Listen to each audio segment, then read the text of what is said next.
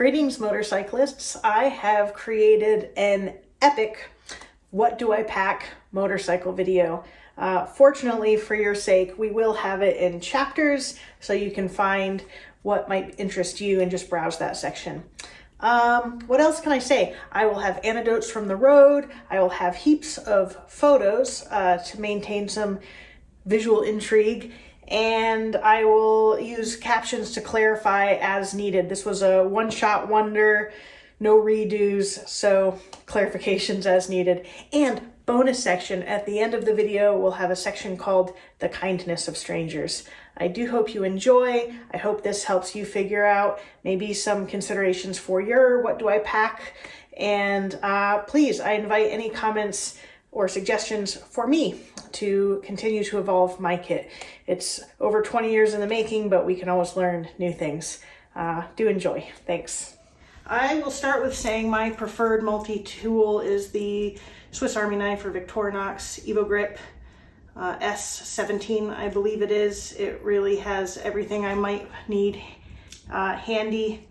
What I use the most is this, slicing fruit, but lots of other tools on there you can investigate if you like. I went into great detail on this with my little "What is my EDC video?" So alternately, I've carried the Leatherman Surge, but it's bulky and heavy, and I haven't really needed anything above and beyond here. Since neither really are for the purpose of my motorcycle, I use these for more incidental things, such as, like I said, carving fruit. To that end, I don't keep this in the kit. I keep this in my jacket pocket so it's accessible. Getting into the kit. All right. Hope this video doesn't become too long because there's a lot of stuff. But everything I show here fits in 2 soft case panniers and maybe a Pelican top case, you know, sort of typical size like this. I forget the number exactly that I have. It's the preferred one for a lot of DR650 riders. Or, you know, maybe a duffel or something like that I cinch on the top. I rent bikes with hard cases, but I do not own bikes with hard cases other than that Pelican top case. So I'm not going to go too much into the sizes of anything or brands. If there is something where I think it's brand specific and you might be interested in it, I will include a link in the video details. So I carry open and closed end wrenches in sizes suitable for most bikes, but definitely to cover my bases with my bike. I carry this tool, which is for removing chain when you have a link style versus a rivet style master link. Oh my gosh, if you don't have one of these, it's a lot to carry on the road, but if you don't have one of these, it is such a pain in the butt to try to pop the link, especially back on the chain. And I do travel with the link style, at least on dual sport bikes, because I think it's easier to cope with chain care without the rivet style. So I have that here. I also have in this pocket a little emergency mirror, locking pliers, hex set, needle nose pliers. I've got my ratchet driver here, a screwdriver that you can, you know, change the size of your, like, you know, 2 and 3 Phillips and whatever flatheads accordingly. I've got various zip ties here. I have kind of small, medium, and what I've recently added is large zip ties. I don't even know if I was aware zip ties this large existed, but my buddy Sam and I were doing a few of the Southwestern BDRs, and on one of those BDR legs, I think it was New Mexico, his bash plate dislodged itself and couldn't be mounted. You know, something happened with the mounting screw, whether it's stripped or whatever. And he fixed the issue for the next several thousand miles by securing the bash plate with these super muscular zip ties. So I think this is good for things like, you know, accessory mounts, you know, maybe your luggage frame got dislodged, something like that. And let me come over to this side. I carry Torx bits. Those are often good for accessories or, you know, BMW bikes. I have here fire starter, ferro rod. Here is some epoxy. This is, you know, to help you pull your valve through the rim when changing a tubed tire. That technically goes over with the tire kit, so I'll put it over there, but I store it here. Spoke adjuster with the right size for my particular bike. A kind of wobble head here. I have it in a separate kit right now, but an extension for your bit driver I think is important. So I will normally have that in here. It's just relocated at the moment. So essential. Oh my gosh, this will save your hide in a pickle when that pesky nut or bolt or whatever falls beyond reach. You got to have your little magnet extender. So those three things here. Adjustable wrench.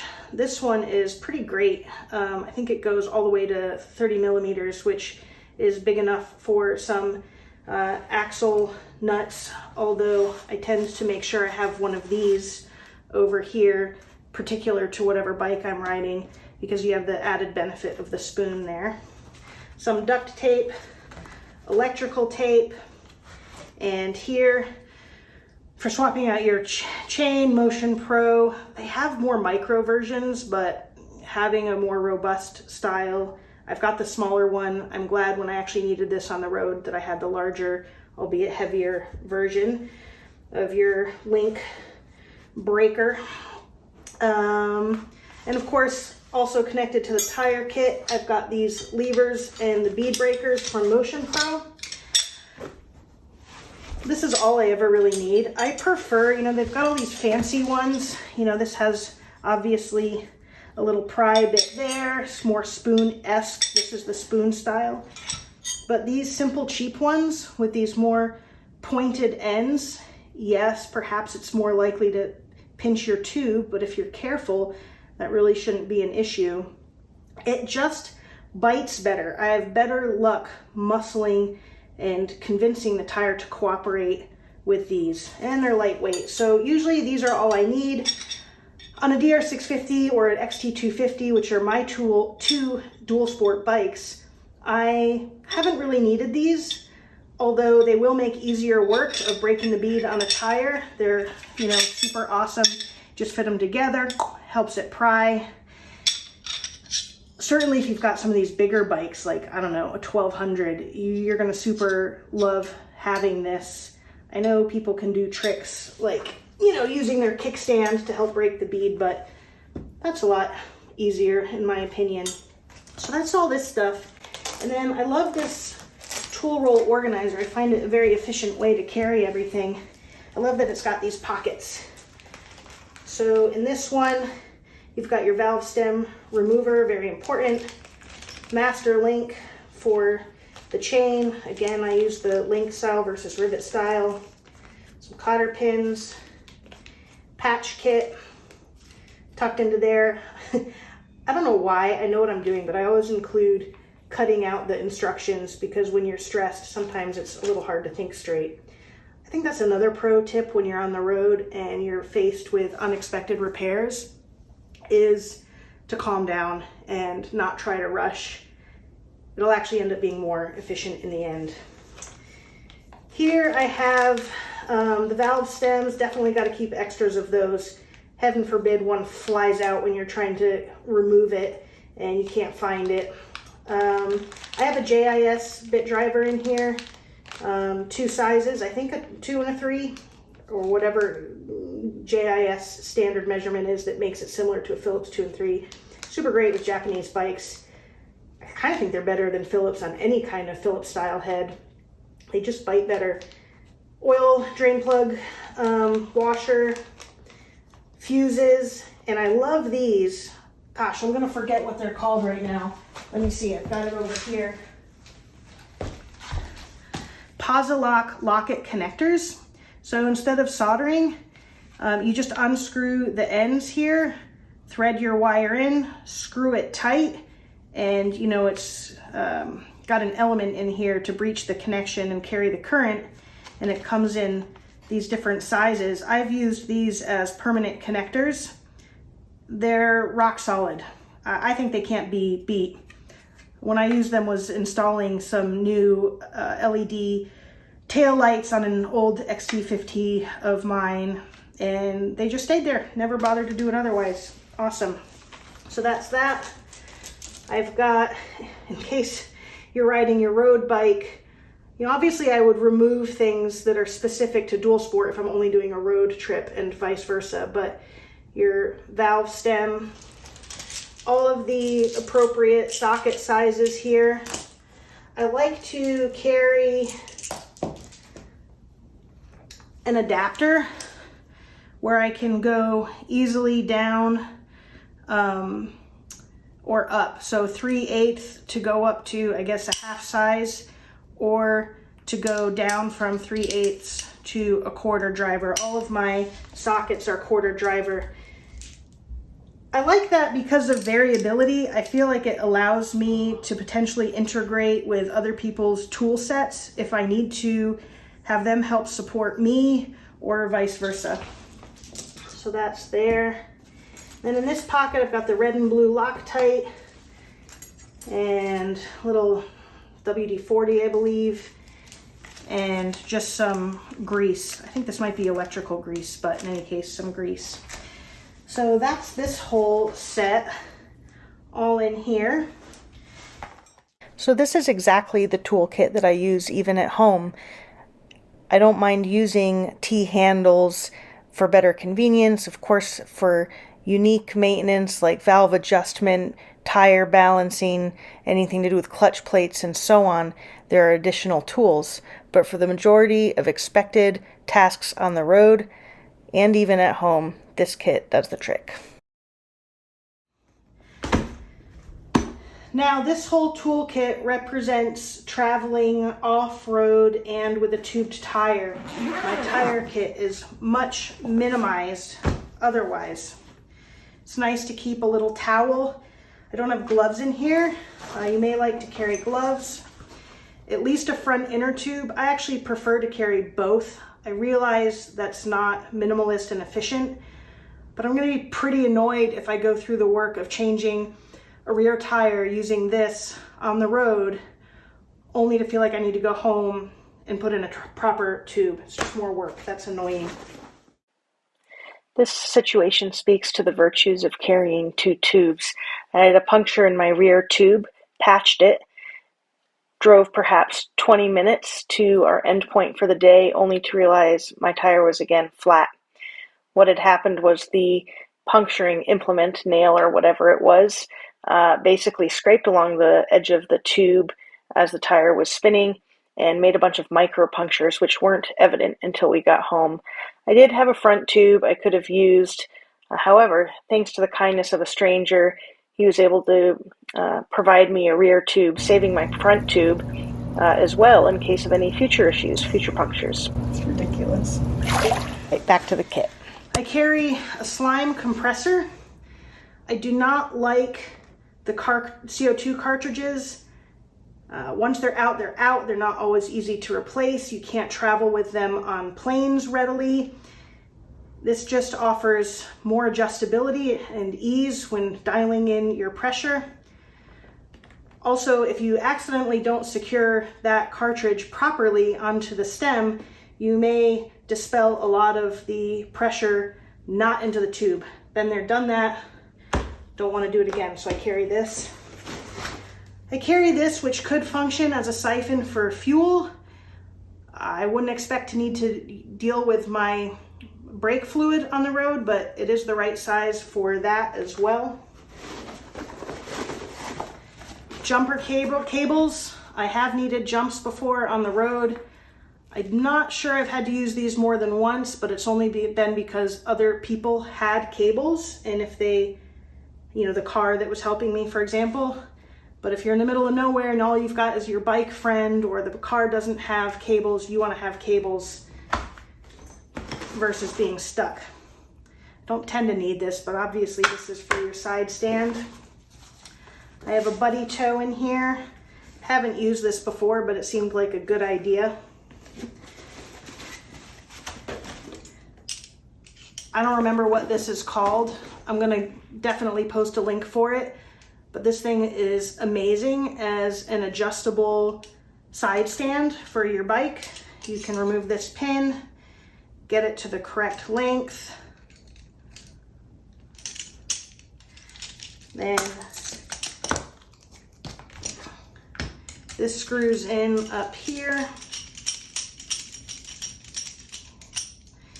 Lean your bike over, put this under, you know, a suitable bracing point, and you've got a really stable situation for your tire changes. So I had improvised one before out of copper tubing with a sort of DIY video that somebody had made.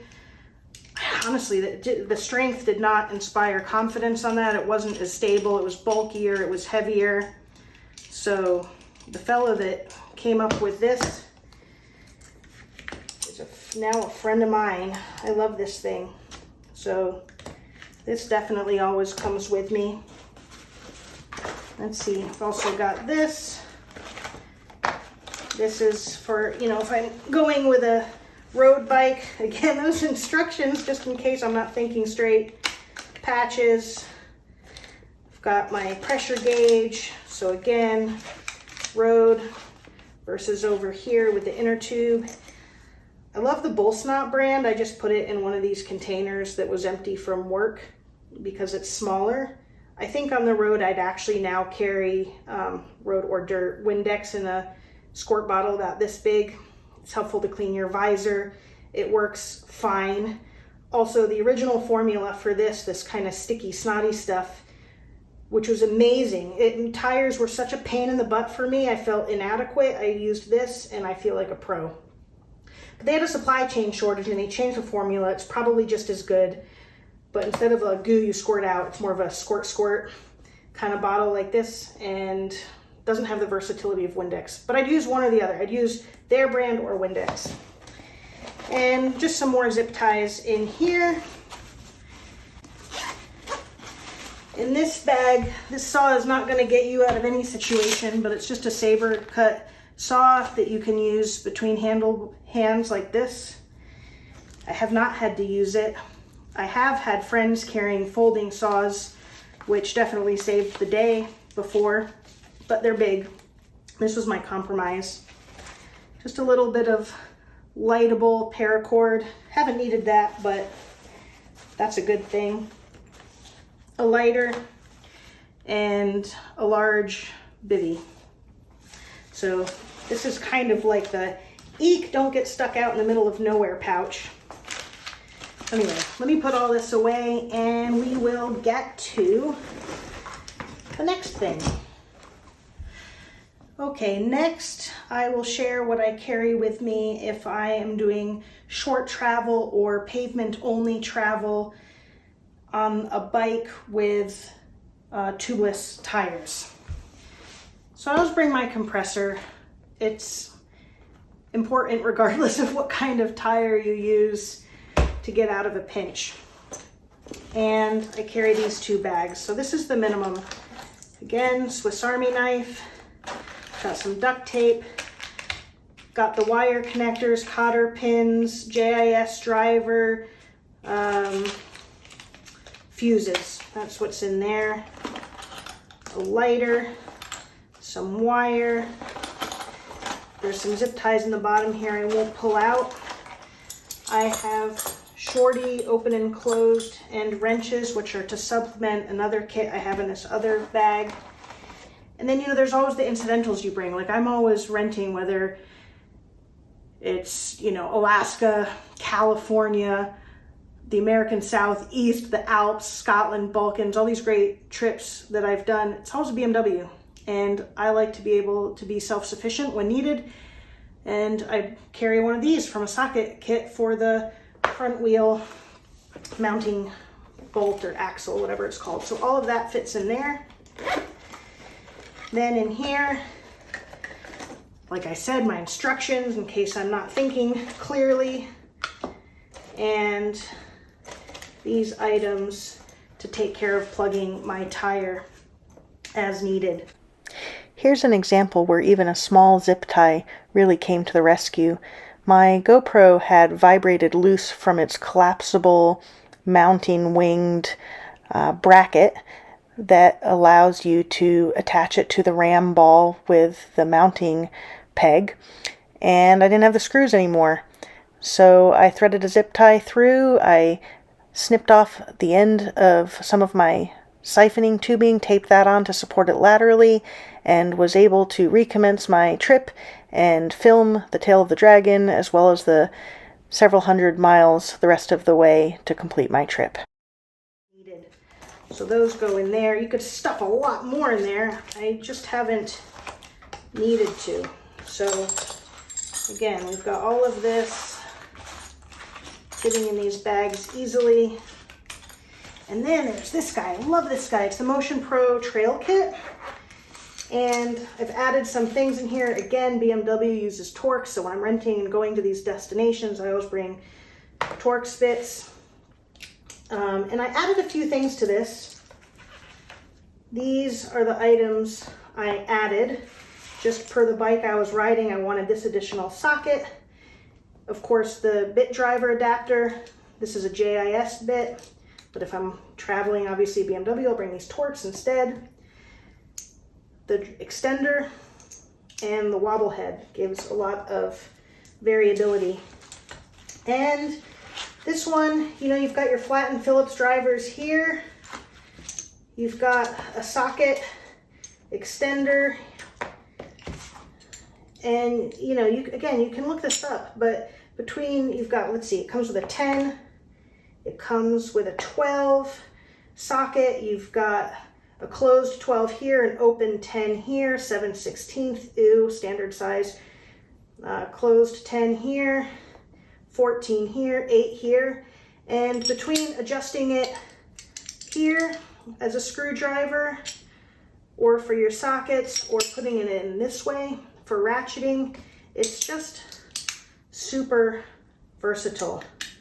So, you know, you can get the idea of the scenarios you can adapt into here. So I still think this is too bulky to get into some places on a bike, which is why I also bring these. I have found scenarios where the chunk of this just didn't allow me to get into where I wanted to get into.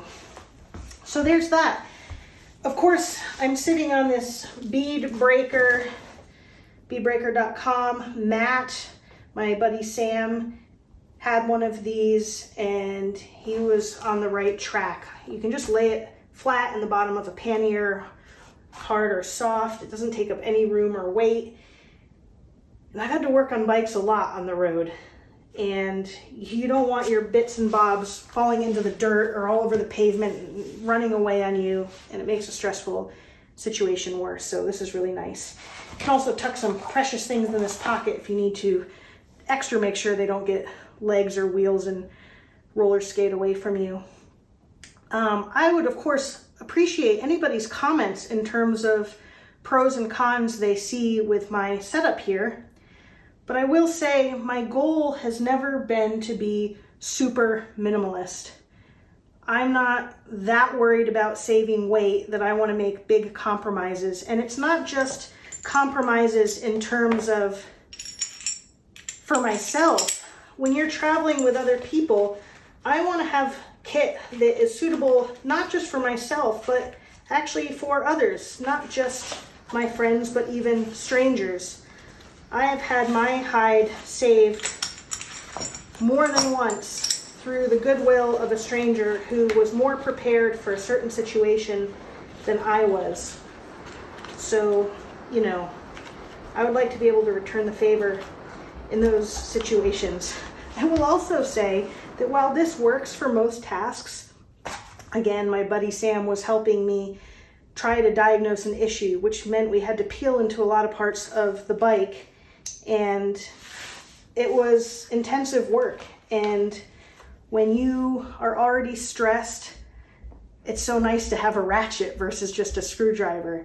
it's nice to what he would say, it would be nice to have what he would say are, you know, proper tools.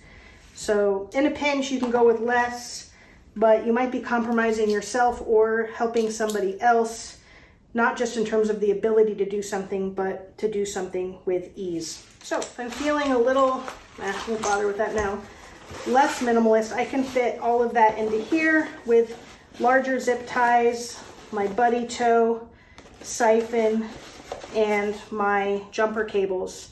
But again, if I'm on the road, there's I can probably call my Geico towing service to help me, or find a helpful stander by to respond, or have a friend drive off and get help without necessarily needing all of this. But all of that does fit in here just fine. Okay, so I am back after a nice South Indian lunch, ready for a nap, but we shall continue. I'm gonna call this the kind of cockpit section of the video. Things I would definitely carry with me or might carry with me. Definitely 100% rock straps. I also like the tiny ones sometimes, but at a minimum I carry 2 of the full-size rock straps.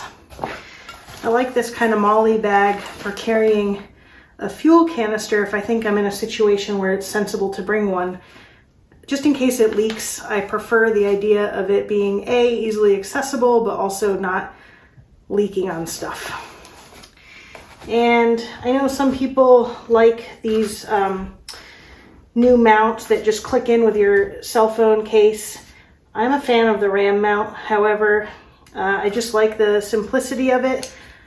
I've only had a phone pop out once when I deserved it off-roading without having secured it with this rubber backing. I guess the only concern off-road would be if you know, the vibration was damaging to your phone, but I don't know, my phones have never been worse the wear for it. And I used to actually bring the handlebar mounting RAM ball, you know, that you have to screw on the U-shaped bracket, but I prefer these. They're bulky, but it's so much easier to just take these on and off if you're going inside, outside from lodging at night, or even just a pit stop where you're worried in an urban area, say, where you're worried about security of people wanting to skittle off with your stuff. So I might bring one for the phone and then a second one for the GoPro. I have been navigating a lot recently with Scenic on my phone versus my Garmin. I might speak a little bit more to that in a minute. I will never travel with this if I have to get on a plane or if I'm off-roading, but I love this Roho Airhawk seat for road touring, where it's, you know, on say my CD500X or my old SV650, you know, and instead of having your bum feel miserable and crying for relief within an hour or two, you can go all day. Everything else might be tired, but your tuchus is just fine. And then things that are on me are a whistle. Sometimes I go ahead and attach that as my zipper pull, so it's right there if I'm in a pickle. I might keep, this is a Night Eyes pen in my pocket, some kind of pen somewhere in any case, and chapstick in my pocket. And then I really love the big skinny wallets. I can keep a Bantam knife in here if I want, if it's just a day trip and I want it for fruit, cheese, that kind of thing. I can have a blade, and you can see how thin that is. So usually this will go in one of my breast pockets in the jacket, and then my phone might go in the other one unless I'm navigating with it. And of course, being a lady, I might keep an OB tampon on me if it's that kind of situation. So that might kind of tie into what I carry electronically, because that's kind of a cockpit thing. In this electronics bag, my friend Deb was kind enough to give me her old InReach device, which I brought with me to Alaska, and I was riding solo and was happy to have that with me. Generally, if I'm really far out yonder, I'm with friends and they have these devices, so I don't bother to bring one. But if you're solo, you should probably have one of these set up regardless. Here's my Garmin Montana. I really only use this on a BDR kind of situation. For any other kind of navigating, I tend to build my routes on Rever, and I like how it has the Butler map overlay on the map, so you can help, you know, figure out clever roads that you wouldn't know by yourself, having never been there before, which is better, which is worse. So I've built routes around the New England, Mid-Atlantic, Southeast, certainly around the West. When I went to California Death Valley, I used that system, and then I transferred those built routes to the Scenic app and used that on my phone. So again, I don't generally have this, but this might be on my Cockpit. If I'm using my Scenic app / phone, I have an SAE adapter and just go ahead and plug it with a tether to that to keep the phone powered. But say I'm on my Vespa scooter and I want to have extra juice because I'm going around, but I don't have a SAE on there. I actually do now, but I didn't before. I'll carry a battery pack. That's just good in general in case you need backup power for whatever reason. Definitely wouldn't go anywhere without that.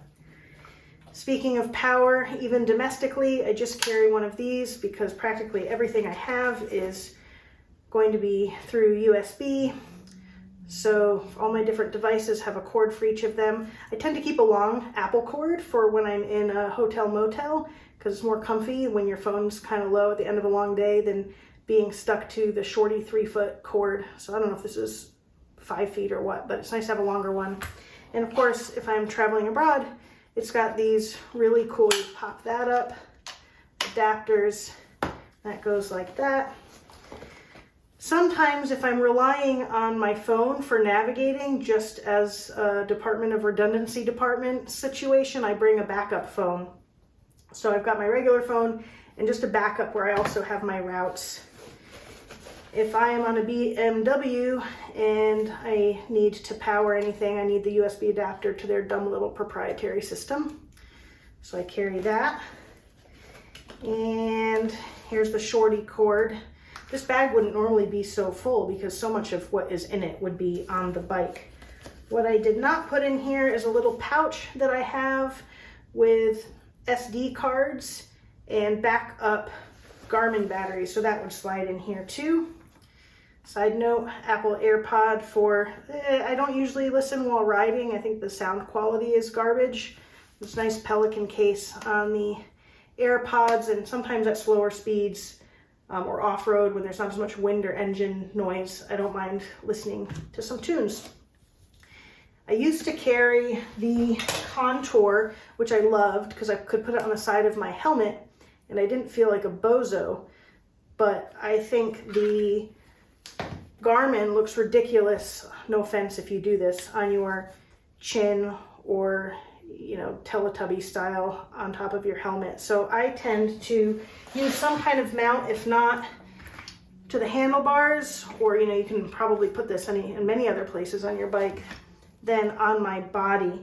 For a while I was using this cheap clip where it alligators onto a jacket pocket I have, and you can change the orientation of the camera this way. So I would clip it on the jacket pocket sideways like this because the opening is as such, clip it in there, and then the Garmin could be oriented correctly. So I've used that a lot of times.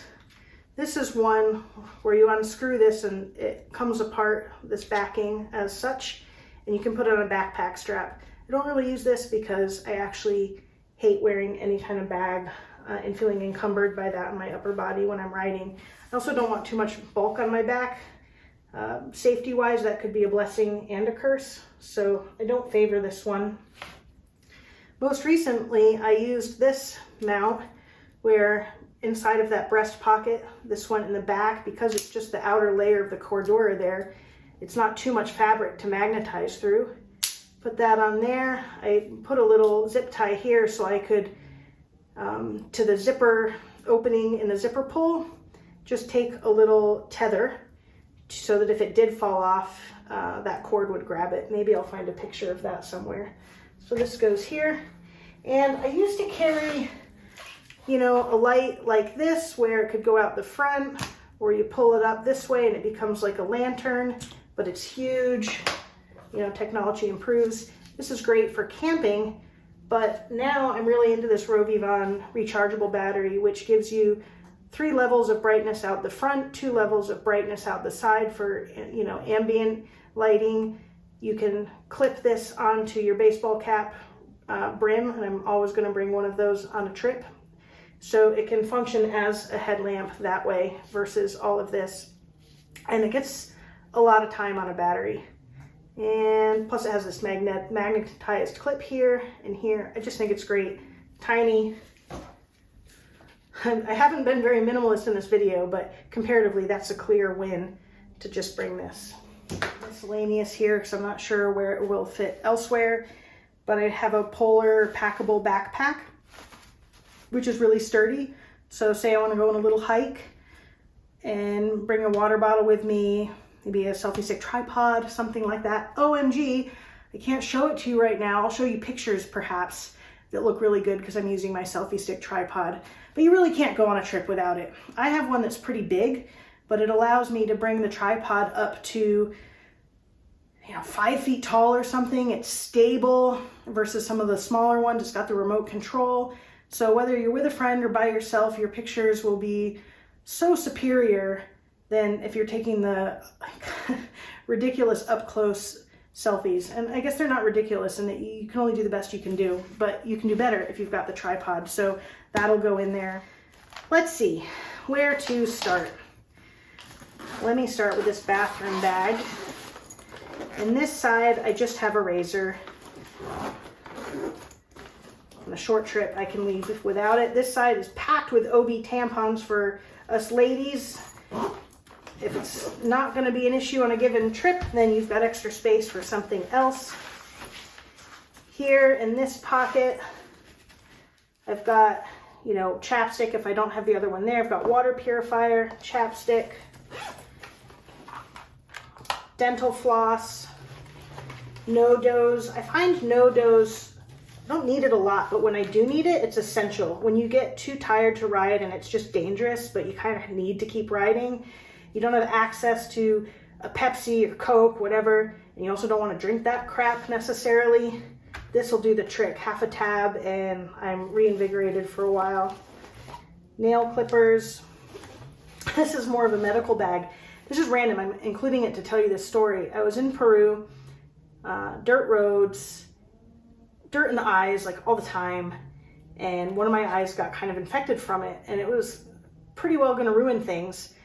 But one of my fellow riders was a medical student or perhaps a resident in an emergency room and had this absolutely killer first aid kit, and she pulls out ophthalmic ointment, antibiotic ointment, and saves the day. Like within a day, I'm better.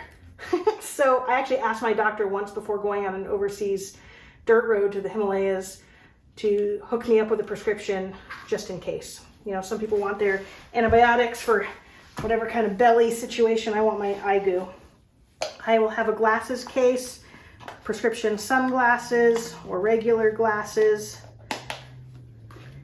and bug spray, which I keep in a separate bag because if it leaks, that's gonna suck. If I'm in a motel, hotel situation, I won't bring any shampoo or any other soaps because they have it there. If I need to do laundry, I'm just gonna lather the bar of soap or whatever they've got, shampoo, body wash. It's a scam to think that somehow soaps are so different. Any kind of soap you can use as pretty much any other kind of soap. But if I need to bring my own, it'll be like Dr. Bonner's in here. Some tissues. If they have this in hospitals, it's an odor eliminator that doesn't actually smell like fragrance. So if you're with your bros and you're feeling a little shy to take care of business, or maybe they've taken care of business and fouled up the room, that's handy. This is just a cloth for cleaning glasses in this side pocket here. This I tend to just keep full of earplugs, whether I'm snoring and need to save my roommate or tent mate, or I need them for the road or just to block out other people's noise. That's usually packed full of those and they don't get crushed. Toothbrush, sunblock. I've got some Band-Aids and steri strips in here. I've got some bacitracin antibiotic ointment. And I've got a little, I love these little Ziploc bags where I keep them together as like a little pill kit. I usually just carry Tylenol, prescription strength naproxen. It's the same as 2 over-the-counter naproxens each. Pepsid, you know, or stool softener in case all of the road food you're eating makes all of that digestive process go sideways. And I believe these are Allegros or some kind of allergy pill. And it's probably sensible to have a Benadryl tablet. I don't usually carry those. I carry hydrocortisone or anti-inflammatory, anti-itch cream, Benadryl brand, doesn't matter. I've been stung by bees a bajillion times, probably because I wear 3/4 helmets a lot. I've had bees in my helmet terrorizing me for some very scary episodes on the road, and you pull over and you think the bee is gone, and then it's not, and you can't just crash your bike the way you want to if you were to come up on a spider or a bee in your helmet or whatever. But anyway, once you get stung, this stuff is awesome. My trick is you rub it in, a lot of it, and then when it's all absorbed, do that again. And then when that's all absorbed, do that again. Repeat it at least 4 times, and even if you're pretty reactive to the sting, you feel fine. So that's my pro tip there. And it's pretty empty, but definitely baby wipes are essential, especially if camping. If not camping, meh, then this is probably just okay. So this is kind of like a maximum case scenario. I don't bring all of this stuff on every trip, but it's giving you, hopefully, ideas if you need ideas. Let's pull into this. The truth is, in this medical kit, I rarely actually carry this unless I think I'm more than a day away from civilization, or I don't have a lot of resourceful friends with me who might have also some tools with them. I try to bring this with me on those occasions. Vaseline for chafing can be a lifesaver. I just put this in here. I've not actually ever used this. I bought it when I was motorcycling in Alaska. It's a head mosquito net. I'm sure that is going to come in very handy at some point. A syringe of saline for flushing. It's not much. You're not going to get far with that. But to be honest, you know, here's some iodine swabs, again, for antiseptic effect. You just need to cover up what needs to get covered up, stop bleeding whatever's bleeding. I wouldn't be that worried about infection in the short term. As long as you're within 24 hours of medical care, you don't need a lot to clean. Screw it. You'll survive. A maxi pad, which can also function like an ADD pad. ADD pad is sort of a cotton, fluffy single pad that you can put over a wound to absorb drainage. Let's see. Let me pull out these other things first. Clearly you can tell I work in a hospital. I'm going to actually bring a lot of this back to them after this video because this stuff is not mine. It belongs to them. But this is like a composite dressing with the adhesive edges and some gauze built in. That's really nice. Some gauzes, 4x4s, some 2x2s,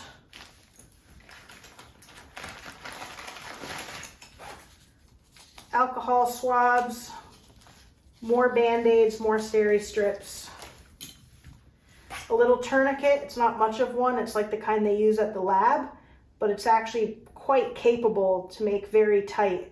Alternately, I figure if I needed one, I would rely perhaps on one of these rock straps or improvise something that way.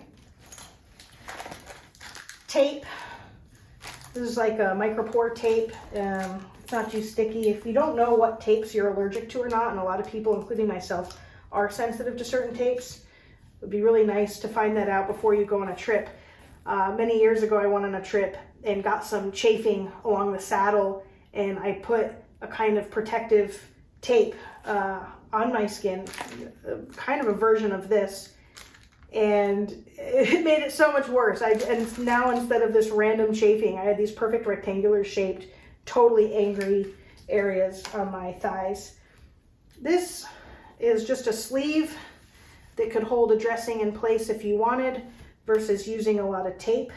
That could be an option to co-band wrap, which is great instead of tape, definitely better than an ace bandage or anything. It self-sticks once you wrap it around and push it down, but the advantage of this is it can provide some compression as well. These I did take from work and I'm keeping because after patient use, we normally throw them away. I cleaned them and took them home. Tweezers, although I could use my Swiss Army tweezers, which are generally great. These are some like little forceps that locks, and a bandage scissor. It's pretty robust. However, Benchmade makes a product which I'm interested in looking into, which is one of those fabric pulls, because if you needed to get somebody's boot off or other article of clothing off because of some injury that involves swelling, this might not be muscular enough to do the trick. But that's it. This is the Bath medical kit. Again, most trips, I'm not bringing all this, but if it's very kind of backwoodsy kind of thing, or a trip that's several weeks long, then it's nice to have your provisions. So I will go ahead now and put all of this back.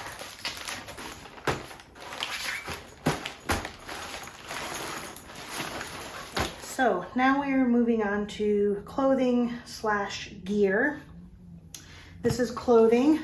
I will throw up a picture of my usual gear, but I don't intend to get into that too much. You guys can do what makes sense for you. But in terms of the type of articles I bring with me, I always bring waterproof winter and regular other 3-season riding gloves, whether it's dirt or road, but you gotta have both pairs of gloves. I don't own bikes with heated grips, but I rent plenty of them, and it's not enough sometimes. I wear Gore-Tex riding pants typically. If not, I will also bring rain pants, but I will definitely have a rain layer, even though my jacket is supposed to be Gore-Tex, because it also adds wind protection, and given enough time, water will seep in somewhere. Depending on the season, at a minimum, I will bring a insulating down vest. It doesn't take up much more room if I decide to bring one with sleeves. If it's going to be particularly chilly, I will bring both to go under my jacket. And I always bring a warm neck gaiter and one for regular weather / not too cold, so you don't need it this warm, but you need something, or even to help cool by soaking it a bit. Not pictured here, which is actually very awesome, are those, oh gosh, what do you call them? Those vests that you put on and you soak them full of water, an evaporation vest, I guess. Those things can really save your life. You've got to keep re-soaking them, but they're magical. Those things are like air conditioning in a potentially deadly hyperthermic situation otherwise. So this is in addition to the gear, which, if I didn't say it already, I'll put up a photo with what I would wear typically, maybe a couple photos, one from the road and one from something dual sport. Clothing wise, again, it will vary a bit depending if this is a road trip / touristic, or bumping around on rocks and dirt. So this is a section that's more road oriented. I got these at REI. They're pants. They're a technical fabric, so they dry quickly. They turn into shorts. So this actually gives you 4 versions of bottoms. And I always bring technical fabrics that need to dry quick if you're doing your own laundry. I will bring 2 t-shirts, technical t-shirts. And then these shirts are kind of cool because they can match, you know, you can wear them either or, switch your shirts and pants, whatever the multiplier is there. You've got more combinations of outfits. I will usually carry a Ziploc in here, a large one, so that when you get your dirty undies or socks and you don't want it smelling up your clean clothes or dirtying up your clean clothes, then you can isolate them that way until you do laundry. In this side, I again bought these on Amazon, pretty inexpensive. They've been great. These socks dry, they're very comfortable and they wash and dry very quick and easy. So I will bring those. If I am in the dirt and wearing boots, I tend to wear hiking boots for road riding. I just want to feel, I realize that's a compromise. Everything is a compromise in one way or another. But if I wear motorcycle boots and I'm trying to take hikes off the bike on a road tour like I did in Scotland or the Balkans or something like that recently, it's going to suck in motorcycle boots. I don't care how sort of hikeable they claim to be. So I make that compromise. But in the dirt, I definitely wear proper boots, and in which case I will bring long socks. In which case I'll probably bring these and some short socks for when off the bike. But let me put those to the side. I used to have ex officio undies that are quick dry. These are Tomboy X because when you are riding your motorcycle, you don't want stupid women's underwear, which is giving you a wedgie or pinch pointing you somewhere or chafing you somewhere because of the seams. So I have these. They're great. Tomboy X quick dry, a little expensive but good quality. I wish more regular. I hate how anytime they make comfortable women's clothes, they call like your boyfriend jeans. Why can't they just be comfortable women's jeans? Somehow they only find the boys entitled to practicality and comfort, but whatever. I will always bring long johns, again, depending on the weather, at least a thin layer that might go under my Gore-Tex pants if off-roading, or a heavier layer to go under pants just because it's cold. I will bring non-technical fabrics like these boxers and a t-shirt for sleeping in. It's so much nicer to have cotton in that case. And then a long sleeve technical, I know I'm using that word a lot, don't bust me up, t-shirt, but it's a big deal. What do they say? Cotton kills? It's just miserable, if nothing else, when you're motorcycling and everything's damp and not drying, laundering and not drying. Alternatively, I might wear these as a base layer underneath some Cordura pants.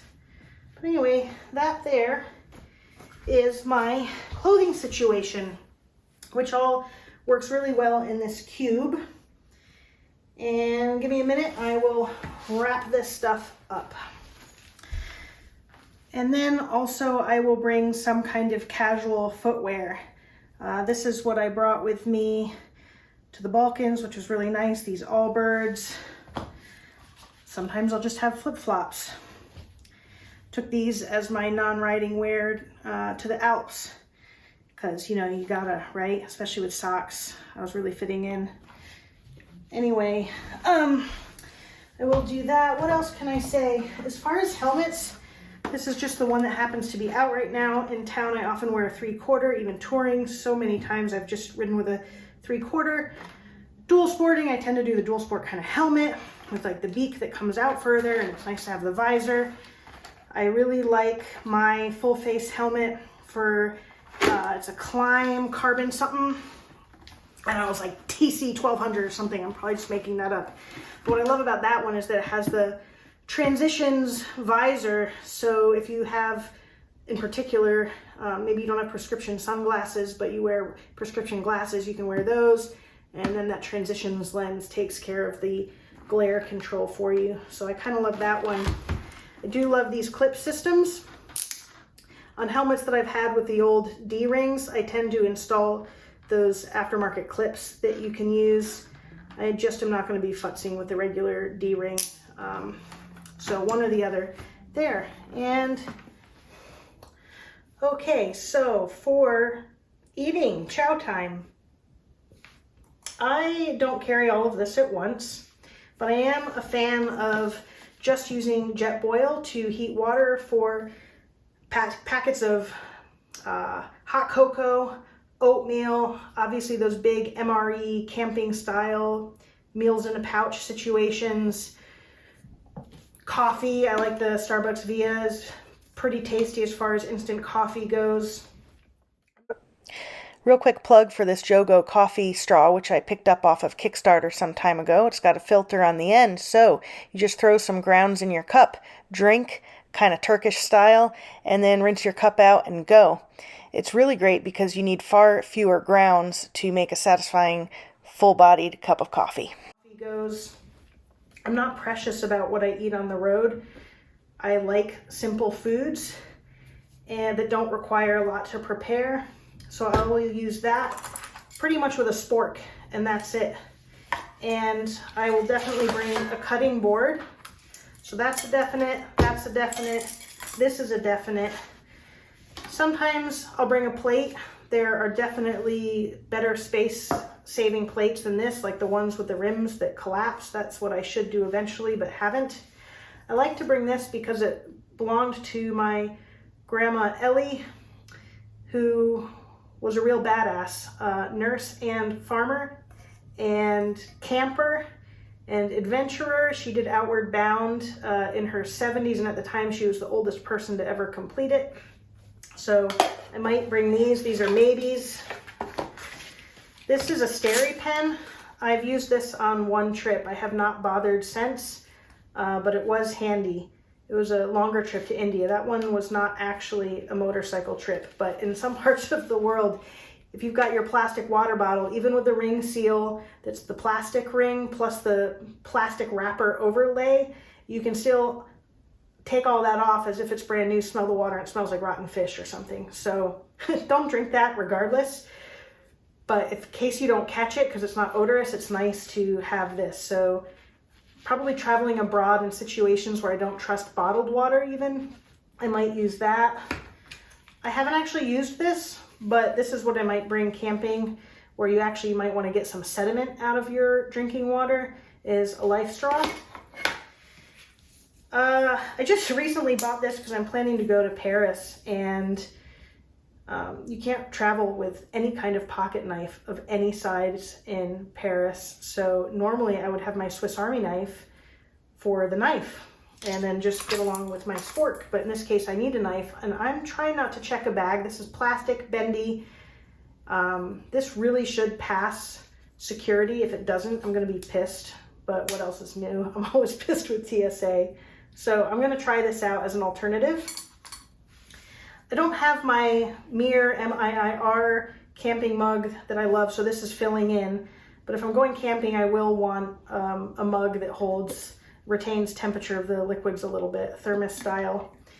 Otherwise, I might bring a larger thermos style one to keep things either warm or cool. But generally, I won't bring something like this. I will stick just with water bottles that you get at gas stations. I don't like sort of mandatorily having this thing that is not collapsible in any way.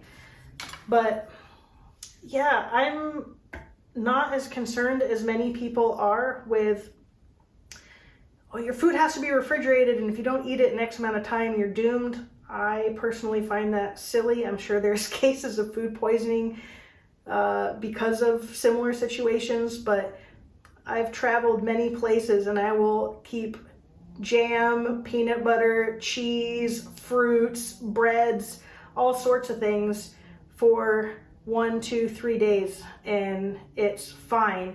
The one thing I might be careful with is the cheese, but generally if it's a hard cheese, and especially if it's wax coated, or even if it's not, but it's well wrapped, and if it wasn't contaminated at the time of processing, which is possible if it's wrapped in a deli, for example, then when you cut off the open end, and if you don't touch it with your dirty paws, it is not going to just instantly mold and spoil on you and kill you. At least I'm in my mid-40s and it hasn't killed me yet. So, a sleeping bag. I don't have it here. I'm not going to get it out, but I'll bring a sleeping bag, Sea to Summit, camping pad or mat. Even if I'm not camping and if I'm flying, I will often bring this pillow just to tolerate the plane. I may leave that in my luggage though once I'm hitting the road on the bike, but this goes with me a lot, a Sea to Summit inflatable pillow, a low-rise camp chair, a dromedary if I'm worried about water. Haven't used this much, but there have been times where I should have used it and didn't, and it was a little hairy. So yeah, camping definitely adds a lot more. I mentioned luggage a minute ago, and I'm bringing up the camping now because I'm not going to show you what camping stuff looks like in luggage because I don't fly anywhere to camp. I'm just riding home with that stuff. And that typically goes in a blue dry bag that I just strap on the top to include tent, sleeping bag, not pictured, and the rest of this. And then sometimes the cooking gear goes in there too, because those are the things that I'm not accessing at all during the day. Okay, minus camping stuff, with the exception of this food business, that's technically kind of camping, but minus camping stuff, this is it. We have electronics, medical, bathroom bag, remind myself what's in here, rainwear, extra gloves, neck gaiters, that kind of stuff, clothes, chilf, shoes. This is, you know, this is actually on the bike, so it doesn't take up as much room as it seems. Your rock straps, your ram mount stuff. I actually put the spork in there. Tire repair kit, backwoods, emergency considerations, tool kit. Again, this may or may not come, the MSR fuel bottle. This is stuff that's on your body here. So really what has to fit in my panniers is just this stuff. But there's a decent chance that this is not coming. And if I'm not camping, this is not coming. Although even if I'm not camping on a backroads discovery kind of thing, I'll probably still bring this. And yeah, and this goes on the bike. So this is actually mounted on the bike. So what goes in your panniers is pretty much limited to this. Even the bulk of what electronics are in here are going on your handlebars. You know, the Garmin is in there, the phone, charging cable, adapter, stuff like that. Which reminds me, one thing I didn't put in there is this battery tender adapter, which is kind of handy in a pinch for the SAE to USB. That's needed if I'm doing the phone to scenic app navigation versus the Garmin. So that also belongs with the electronics. I think that's it. Again, if you guys have any suggestions for me, I appreciate it. I am aware that this can be more minimalist, and in truth, it generally is more minimalist. But what I wanted to show was the variety of what I might consider, again, so that you can consider what varieties might make sense for you. Now, I'm going to do you a solid. It has nothing to do with motorcycling, but I was looking at my shoelaces earlier. This should go on my gravestone as the one thing I can do to leave behind for the world, at least the people that don't know it. If your shoelaces are coming untied all the time, instead of doing one loop around the bunny ear, do 2 loops around the bunny ear, then pull it through, and that will not come undone. Maybe that is related to motorcycling. Ideally, your motorcycle footwear wouldn't have laces, or if you do, you tuck them in carefully. But at least you can try to make sure they don't unwind on you and cause more mischief. So you are welcome. All right. Thanks, ladies and germs. It's been fun. This first photo is not really a stranger. It was our mechanic on a group tour via vintage rides through the Spiti Valley of the Himalayas. And Royal Enfields are not reliable bikes. They're charming, but they're not too impressive reliability-wise. And he worked tirelessly to keep us moving forward. So props to him. Next, we have Tully, who I consider a friend now. Although when I first met him, I put a shout out on a Facebook riders group, Pacific Northwest Dual Sport Riders. I needed a chain and sprocket ASAP to travel to the Alvord Desert, and he had them and actually helped me also install them, which was brilliant. In this following photo here, this is Sam standing with a woman who had rolled her car. I noticed the rolled car, then noticed her, stopped. She was okay-ish. Sam eventually realized what was up, turned around, and had a sat phone, and we were able to call to get her some support. One thing I could say here is that it's a good idea if you see something like a rolled car to stop and check it out. Maybe it didn't happen days or weeks ago. Maybe it just happened and maybe somebody's trapped in the car or been thrown from the car and lying about. That certainly could have been the case with her. Her purse was 30 feet from the car, other items scattered. It was a mess, but fortunately she's okay. So as I was riding last fall through the Southwest doing several back-to-back BDR routes with my buddy, my DR650 seemed to have saved all of its mechanical woes for one trip. Nothing that stopped us, but one issue was my chain and sprocket seemed to be going fast, and I could not find a sprocket within 500 miles in any direction. I did source a chain, and then I put a shout out to the DR650 Riders Facebook group, and behold, a fella out of LA said he had a sprocket that he would sell me for pretty cheap, and he did, and he overnighted it to me. I was able to pick it up in Vegas and install that with a chain with Sam's help, and off we went. This kind fella saw me and my buddy futzing around with my bike in the motel parking lot and wondered if he could offer any assistance. This was when I had that streak of micro punctures running through the rear inner tube, and I had only brought with me a front tube. As we know, I don't like to do that, not least of all because then I don't have a front tube in case I have any front tire puncture issues later on a long journey. But in any case, super grateful he gave me his tube. Very kind of him. A+ on the kindness of strangers scorecard. These two ladies provided me with some insect bug juice, like a hydrocortisone type bug treatment cream, near their peach farm in eastern Washington. I'd been stung yet again by a bee in the helmet. And these two folks, this is a husband and wife, police officers, both of them off duty. They ran into me after I had idiotically become stuck at Mud Bay.